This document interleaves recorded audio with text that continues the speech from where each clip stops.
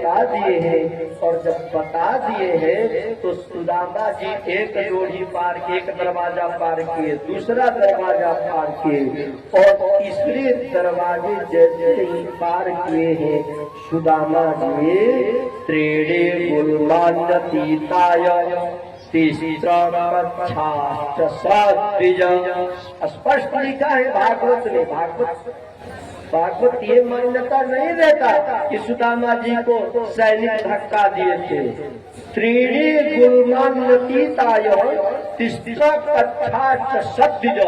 तीसरी डोढ़ी पार किए हैं कि उसमें भगवान श्री कृष्ण वहाँ बैठे हुए हैं पलंग पर। और भगवान कृष्ण सुदामा को जैसे ही देखे हैं तो कैसे दौड़ते हैं।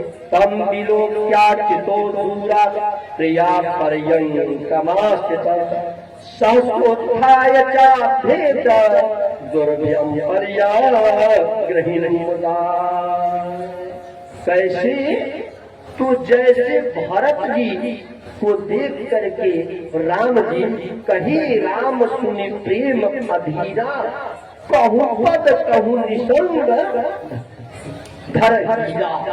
कहीं पर बाण, कहीं पर धनुष, कहीं पर पीतांबरी गिर गई। ऐसे ही भगवान श्री कृष्ण सुदामा जी को देखे और वहाँ से सहसोत्थाय अचानक ही उठ करके दौड़ दिए। और दौड़ना कितना था तो कमरे में आ गए थे और हृदय से लगाए हैं। और हृदय से लगा करके सुदामा जी को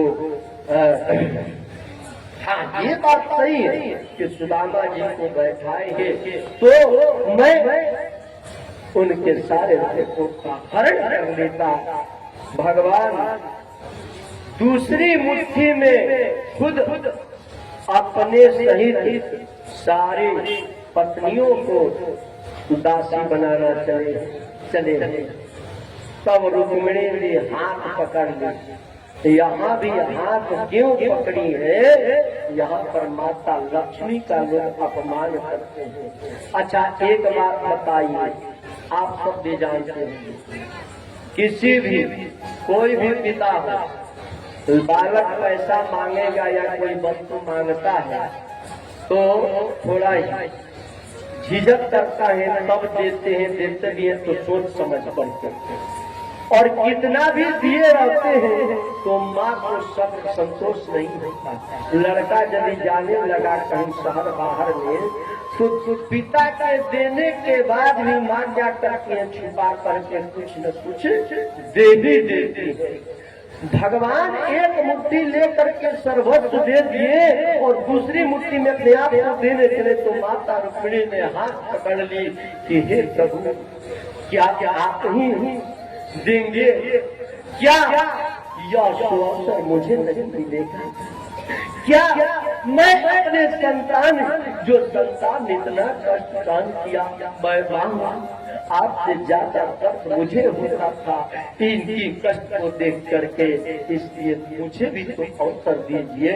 इसलिए माता रुक्मिणी ने हाथ पकड़ा कि अब मैं इति मुस्का सके जगदा दीदिया जगुमादे तावा सृजा गृहे हस्ते तत्परा परमेष्ठिना।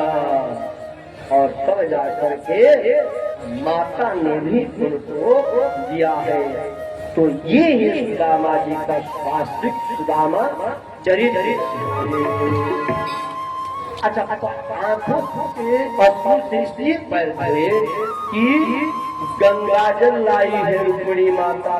तो भगवान सोचते हैं कि ये तो गंगा जी हमारे चरणों से निकली है, तो ये तो खुद मेरा पैर प्रक्षालन किया हुआ जल है और ब्राह्मण देवता आए हैं, तो मैं अपना पैर जिस जल से धोया वही जल से मैं सुदामा जी का पैर कैसे धोऊंगा?